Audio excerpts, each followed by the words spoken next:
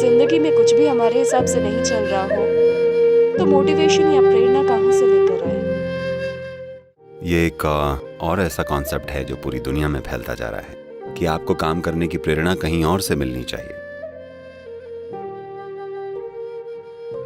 अगर आपका काम उतना सार्थक है तो आपको किसी और चीज से प्रेरणा लेने की जरूरत नहीं है। आप जो कर रहे हैं अगर वो जीवन के लिए वाकई सार्थक है तो आपको वो करने के लिए अलग से प्रेरणा क्यों चाहिए?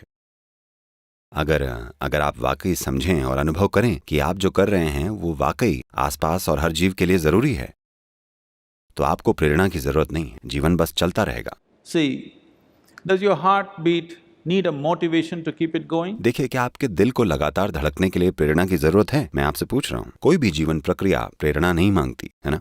मानसून आ रहा है प्रेरणा से नहीं, ये हर साल आता है क्योंकि प्राकृतिक प्रक्रिया चल रही है।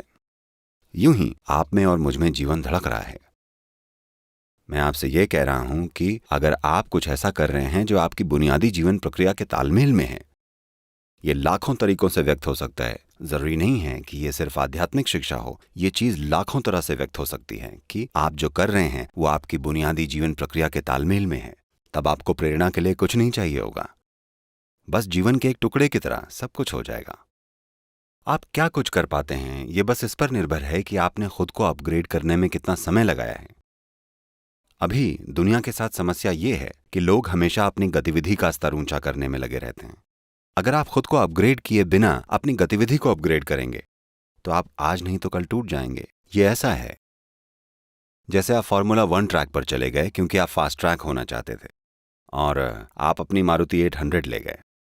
मान लीजिए अगर आप सही स्पीड पर पहुंच भी गए तो चारों पहिए 4 अलग अलग दिशाओं में चले जाएंगे, कार टिक नहीं पाएगी। अगर आप वैसी स्पीड और वैसे ट्रैक पर रहना चाहते हैं तो आपको मशीन को तैयार करना होगा, आपको अपग्रेड करना जरूरी है।